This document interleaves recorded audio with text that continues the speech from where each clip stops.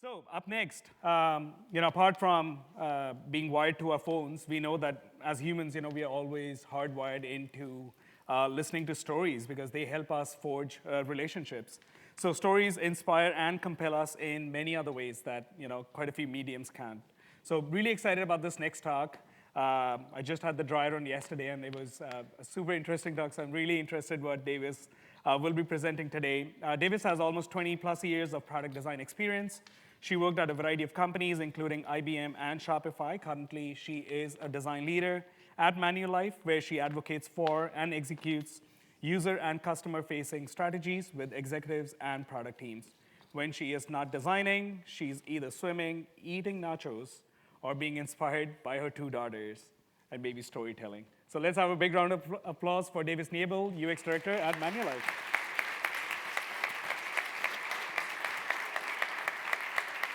Thank you. Thanks for your patience, everyone. Appreciate it. A couple months ago, during my onboarding at Manulife, I had the opportunity to address a wider UX and engineering organization. I had seen how presentations had gone in this kind of forum before. There was a lot of technical jargon and flow diagrams, and I totally get that that has its place in time, its value. But I knew that I wanted to try something a little bit different. This was going to be the first time that a lot of these folks were going to see me as a new leader within the organization for the first time, and as an advocate for our users. In the end, I decided to tell a story from my onboarding where I had spent some time shadowing calls with our benefits call center. And I decided to recount, in particular, this one call, because this one call was different. Now, typically, when we got calls into the call center, they were usually a flurry of activity, of passion, feedback from our users, talking about how they weren't quite able to submit a benefits claim as they had wanted. That was typical. But this one was different. There was a pause on the other end of the line. And this gentleman, with a really meek and quiet voice, put out there, "Can you please see if I have coverage for the drug rehab clinic at Rosewood?" And in that moment, I could see Katrina shuffle. You could see visibly that she was taken back by this. She kind of reset her headset and shuffled her body almost as though she was wearing the weight of this gentleman's life on her shoulders. And she said, "Absolutely, let me help you." So she proceeded to ask him a couple questions and pull up his profile. And she took an exhale, and then she took a deep inhale, and she paused. And she said, "I'm really sorry, sir. You don't have any coverage." And in that moment, any hope that had come into that call kind of fell to the floor in a thud. You could almost feel it. And I went on to recount that it was in that moment I realized that Manulife isn't in the benefits business. We're not in the business of insurance. We are in the business of supporting real humans through some of the most darkest moments of their life. Now, when I looked out into the audience, I could kind of sense a little bit of a shuffling, a little bit of a triggering, if you will. But it wasn't until a couple of days later when we were in a product meeting and there was a different kind of question that seemed to be emerging, a question about a bigger why. What is it exactly that we were doing, and how was it connected to this bigger mission? That's when I realized that stories have impact. They really matter. They can be the thing to help you bring about the change that you're looking for. After all, we humans are hardwired for storytelling, right? Once upon a time, in a land far, far away. These are the cornerstone phrases of our childhood. Story is motivating, and not just in the day-to-day moments of our lives, but in the bigger picture of why we get out of bed every morning. What is it that we're setting out to accomplish? Story is what motivates and gets interns through medical school. It's what keeps us designers motivated day in and day out to advocate and build better user experiences for our customers. Story is what brings thousands, millions together globally every Friday to make their voice heard against climate change. Stories matter. Okay, so in order for us to understand exactly how stories have such powerful impact, we first turn to science. No design presentation is complete with either Post-it notes or science, and I'm going to choose science this time. Okay, so as many of you may know, the brain is comprised of three major functioning areas, and they kind of all work together in orchestration. The first is the reptilian brain. So the reptilian brain is a large part of some species, not necessarily in humans, but it's responsible for our instinctual responses. So it's responsible for us to eat, for us to survive, fight, or flight, and it's responsible for encouraging us to reproduce. Now, it's actually quite large in some other species like lizards, which is often why they refer to this as your lizard brain. Okay, next is the limbic system. So the limbic system is what's responsible for emotions, feelings, memories. If any of you have seen Disney's or DreamWorks' Inside Out, it's basically a documentary on the limbic system.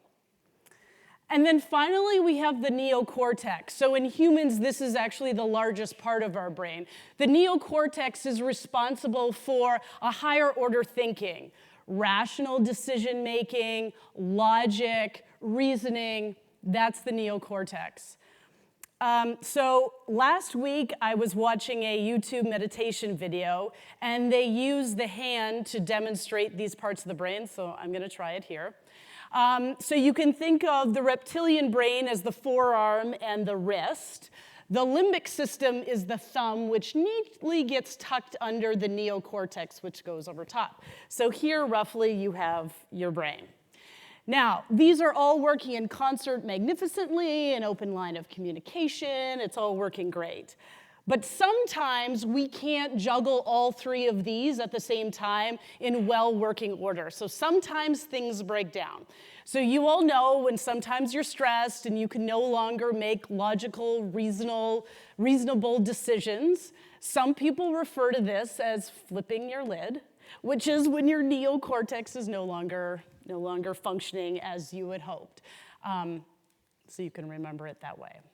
Okay, let's go back to the regularly scheduled part of this presentation without the hand props. Okay, so normally these three parts of the brain are working in concert, but sometimes there's clashes.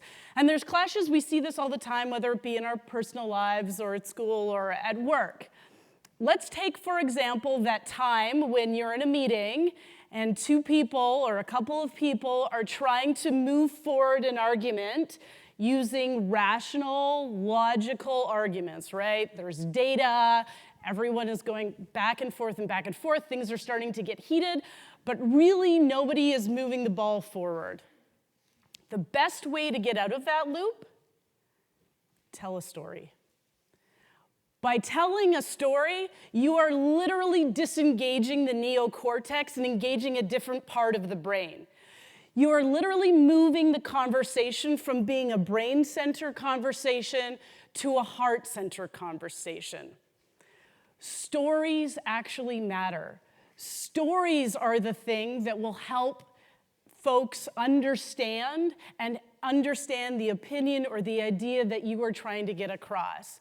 The data that you pose after, if you show some back-of-the-napkin ROI metrics or want to follow up with some other reasoning, that's awesome, but that will just solidify the decision that they have already made. They've already chosen to follow you. The data is just what helps give them confidence to be able to propagate that idea after the conversation is over. We need to be able to persuade with emotion and justify with logic, which means really we can stop trying to reason with our product organizations. Instead, we need to be telling them the stories that matter. We need to be making sure that they understand how the work that they're doing is connected to the bigger mission. A designer needs to know how that UI, that micro interaction, that button is connected to a bigger outcome for the user. Okay, so we talked a little bit about how stories have impact and then followed it up with a little bit of science. And I just want to leave you with a couple of points about what makes great stories. If you're going to go forth and tell stories, here are a couple of things to consider when crafting your own. The first is that you want to make sure you have contrasting emotional states.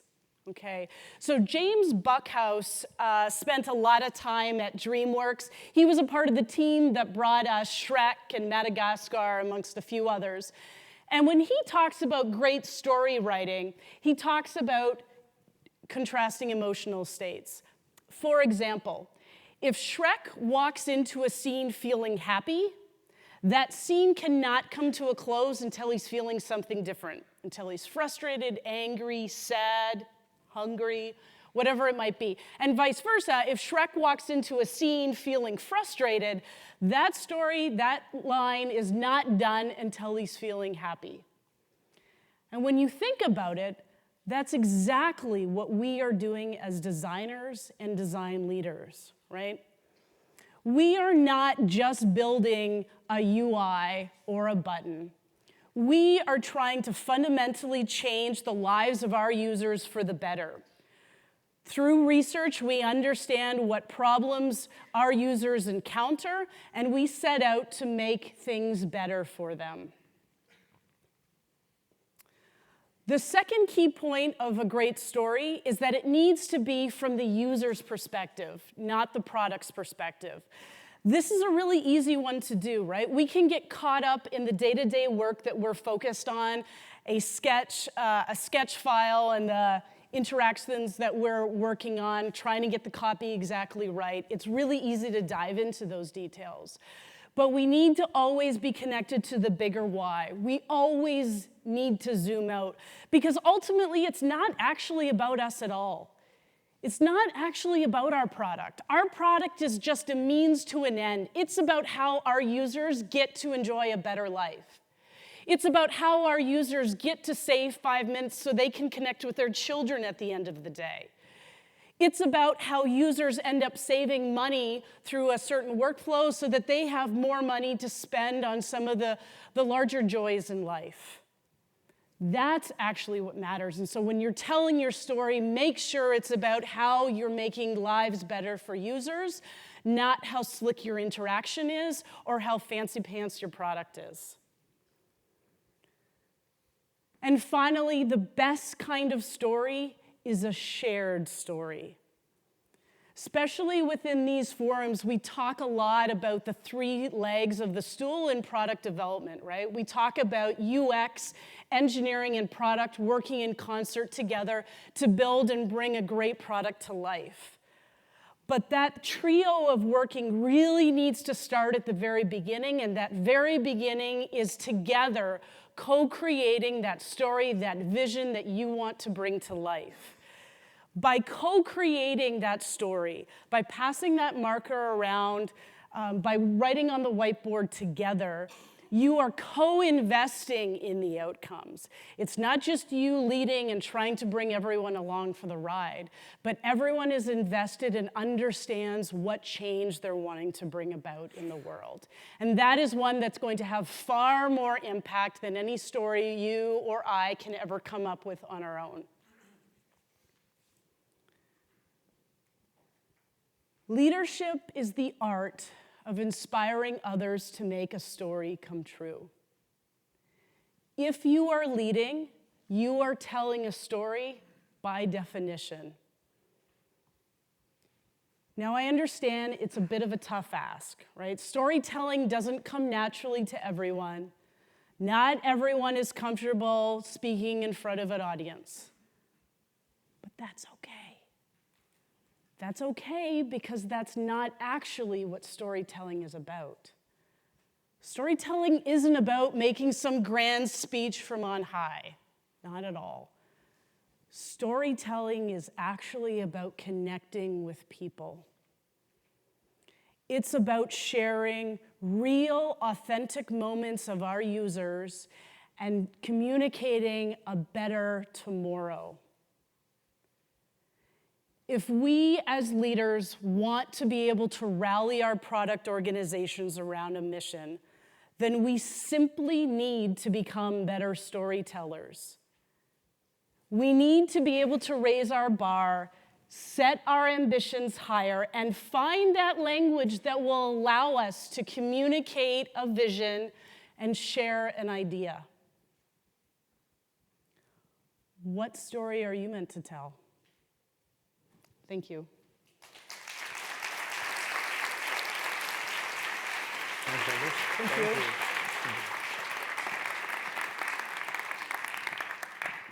That was really amazing. And truly, quite often, we forget the humans behind the pixels on the dashboards and all those things, and also love the energy that Davis brings on the stage.